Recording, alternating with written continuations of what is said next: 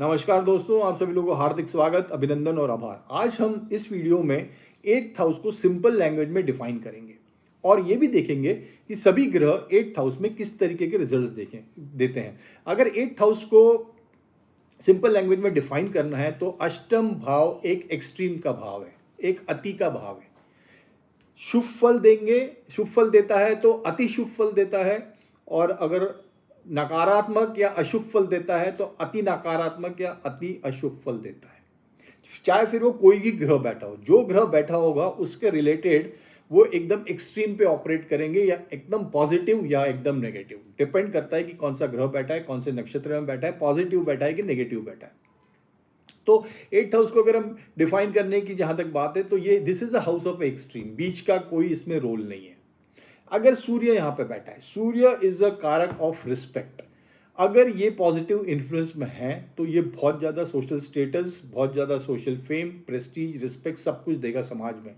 आप बहुत ज़्यादा, ऐसा जातक बहुत ज़्यादा फेमस होगा। बट अगर यही सूर्य अगर नेगेटिव इन्फ्लुएंस में है तो आपको इलीगल एक्टिविटीज़ करने से बचना चाहिए, नंबर 2 के काम करने से बचना चाहिए। अदरवाइज जो रिजल्ट्स पॉजिटिव थे वो उतने ही नेगेटिव हो जाएंगे, आपको डिफेम मिलेगा, आपको किसी तरीके का कलंक लगेगा।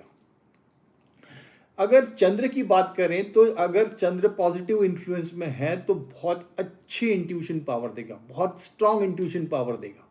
और अगर चंद्र यहाँ पे नेगेटिव इन्फ्लुएंस में है तो बहुत ज़्यादा ओवर थिंकिंग और उसके कारण डिप्रेशन, एंग्जाइटी, साइकोलॉजिकल इश्यूज भी क्रॉप अप हो सकते हैं अगर चंद्र यहाँ पे वीक है या नेगेटिव है। बट जो भी देगा वो एक्सट्रीम पे देगा। मतलब अगर डिप्रेशन देगा तो बहुत ज़्यादा अति डिप्रेशन देगा, और इंट्यूशन पावर देगा तो बहुत तगड़ी इंट्यूशन पावर देगा। बिकॉज जैसे कि मैंने बताया ये हाउस एक एक्सट्रीम का हाउस है।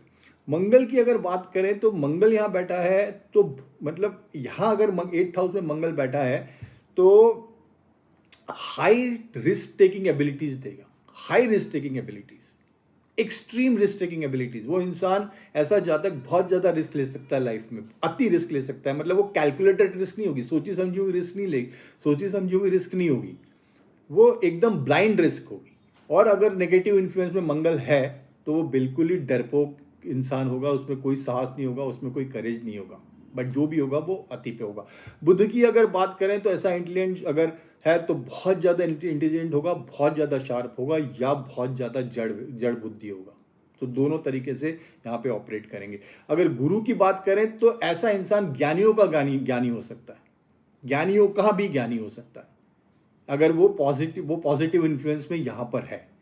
और अगर नहीं है तो फिर वो यहाँ पे जो गुरु, अगर यहाँ पे गुरु अष्टम में बैठे हैं तो ज्ञानियों का ज्ञानी हो सकता है, और उसके हर जो डिसीजंस लेगा वो बड़ा प्रॉपर लेगा, बट वो एक्सट्रीम पे होगा, उसके एकदम सटीक डिसीजंस होंगे। और 8th हाउस में जब भी गुरु होते हैं तो सबसे बड़ा जो प्रॉब्लम जब 8th हाउस में गुरु होते हैं, आपके जो डिसीजन मेकिंग है वो पूरी तरीके से बिगड़ जाता है, आप गलत डिसीजन ले लेते हो। तो यहाँ पे या तो वो बहुत जो डिसीजंस गलत लेगा तो वो बहुत ज़्यादा गलत ले लेगा, और अगर जो बहुत सही लेगा तो बहुत ज़्यादा डिसीजन सही लेगा। वही ऐसे डिसीजंस होंगे जब गुरु वहाँ बैठेंगे जो कि लाइफ ट्रांसफॉर्मिंग डिसीजंस होंगे, जिसके कारण की पूरी लाइफ बदल गई। जैसे हम डिसीजंस करते हैं, चाहे फिर वो नेगेटिव की तरफ हो या पॉजिटिव की तरफ हो। ये अगर यहाँ पे 8th हाउस में शुक्र बैठेंगे अष्टम भाव में तो या तो इंसान को वो अति भोगी बना देंगे या अति योगी बना देंगे। वो भोग में, हर तरीके के भोग में लिप्त होगा, या तो फिर वो ध्यान, मेडिटेशन, योगा, तंत्र, मंत्र, विद्या सब में वो पूरी तरीके से इन्वॉल्व होगा, और उसको भोग से दूर दूर तक कुछ लेना नहीं होगा। या तो उसको सिर्फ भोग से ही मतलब होगा, या उसको फिर भोग से कोई मतलब ही नहीं होगा। तो ये एक्सट्रीम का भाव है। तो शुक्र यहाँ पे इस तरीके के रिजल्ट देंगे। अगर शनि यहाँ बैठेंगे तो या तो एक्सट्रीम कड़ी मेहनत करने वाला, एक्सट्रीम लेबर करने वाला, कि हार न मानने वाला, लगे रहने वाला, धैर्य, असीम धैर्य होगा। और अगर शनि वहाँ पे नेगेटिव इन्फ्लुएंस है तो आलसी टाइप का, धैर्य की कमी, ये सब रिजल्ट्स आपको देखने को मिलेंगे। यहाँ पे अगर राहु बैठेगा तो सबसे पहले तो राहु यहाँ पे रिसर्च की एबिलिटी देता है कि कोई चीज़, नई चीज़ खोजना।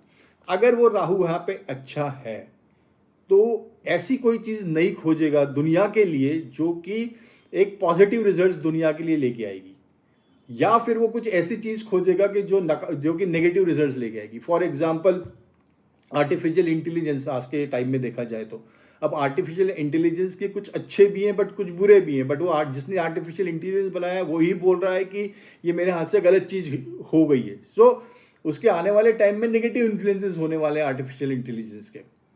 जिसने एटम बम बनाया, अब उसने नई चीज़ ईजाद तो की बट वो दुनिया के लिए एक डिस्ट्रक्शन का कारण बन सकती है। अब किसी ने कोविड का टीका इजाद किया तो वो उसने नई चीज तो इजाद की, बट वो लोगों के हेल्प के लिए या लोगों के हेल्थ के लिए एक पॉजिटिव चीज हो उसके लिए की। राहु यहाँ पे बैठा हुआ कोई नई चीज इन्वेंट करने के लिए प्रेरित करेगा, और वो प्रेरित या तो वो डिस्ट्रक्टिव की तरफ होगा या तो वो पॉजिटिव की तरफ होगा। केतु जब भी केतु जब भी 8th हाउस में बैठेंगे तो या तो इंसान बहुत ज़्यादा आस्तिक होगा, बहुत ज़्यादा आस्तिक होगा, मतलब पागलपन तक के आस्तिक होगा। अगर हम भक्ति की बात करें तो यहाँ पे केतु इन 8th हाउस ऐसा भक्त होगा कि जिसको मतलब पागलपन की हद तक भक्त होगा। जैसे मीरा का एग्जाम्पल ले लीजिए, वो भगवान श्री कृष्ण के लिए पागलपन की हद तक उसकी भक्ति थी, पागलपन की हद तक उसकी भक्ति थी। और अगर पॉजिटिव है केतु तो, और अगर यहाँ पे नेगेटिव केतु हो तो वो इंसान पूरी तरीके से नास्तिक होगा, उसको धर्म से कुछ लेना देना ही नहीं होगा। ये रिजल्ट्स हैं कि जब भी कोई ग्रह 8th हाउस में बैठता है तो किस तरीके के रिजल्ट्स होंगे। बट जो भी रिजल्ट्स होंगे वो यहाँ पे एक्सट्रीम पे होंगे। अष्टम भाव अति का भाव है।